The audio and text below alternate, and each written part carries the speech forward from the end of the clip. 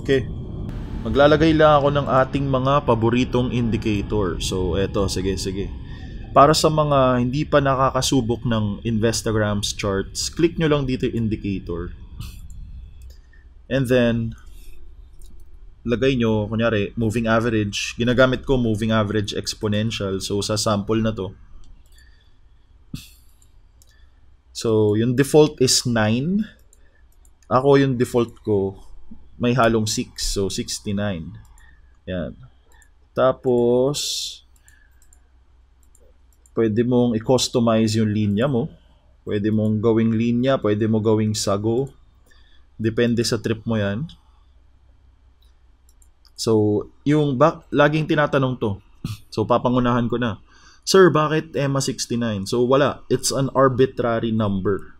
Yung moving average, depende lang yan sa time frame na gusto mo bantayan.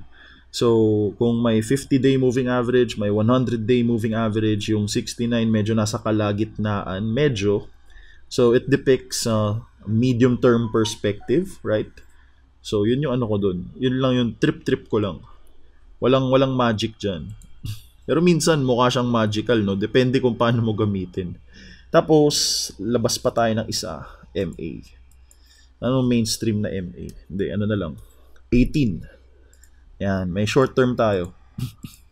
Meron tayong short term moving average. Yan, so 18. Okay. Medyo parang pangit ng chart. Mamaya ko na lang ilalabas to si 18 from time to time, no? So yan, so pagpasok nyo sa Investa chart, pwede ka magdagdag ng kahit anong indicator na trip mo dito. Marami yan. So ngayon, ano tayo? Chart requests tayo, guys. Anong mga chart requests nyo? Comment lang kayo, tapos iisa-isahin natin yan. Turo ko sa inyo ito, tanong. General rule sa moving average, isa lang naman yung parang purpose nito eh. Dinidepict niya kung ano bang current trend or past trend ng isang stock, di ba? Pag tinignan mo, wala namang specific entry dyan. Ang tanong dyan is, paano ka ba as a trader? Pwede kang momentum, pwede kang position trader, pwede kang buying on support, di ba? Iba-iba yan eh. Pero yung mensahe na sinasabi ng moving average is, when the price is above the MA69 in this case, di ba? Medium term trend niya, up. So makikita mo dito, pataas siya, right? So yeah, may uptrend ka. Tapos, so yung general rule natin dito, when the price is below your moving average, kagaya dito, nag-breakdown, then medyo bearish yan, di ba? Downtrend potentially. So yun lang yung main use nito. Ngayon, depende yan. Walang hard rule dyan kung paano ka mag-e-entry or e-exit. Kasi iba-iba tayo ng personality, iba-iba tayo ng estilo eh. Pero at least ito, kung meron kang medium term na trend filter, nakikita mo, ano ba tong tinitrade ko na stock? Uptrend ba to? Downtrend? So, may mga certain periods na kapag nagda-downtrend phase siya, pansinin mo dito, nagiging resistance yung EMA 69. Right?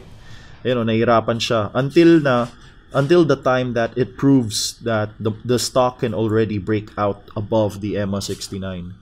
So, parang nagiging barrier niya yun. Kung downtrend siya, nahirapan siya. Again, walang magic dito. Iba-iba ng time frame yan. Totally depends on your time frame. So, pwede kang gumawa. EMA 65, EMA 75, kung yun yung lagi mong grade nung high school ka. EMA 13, EMA 29, EMA 352.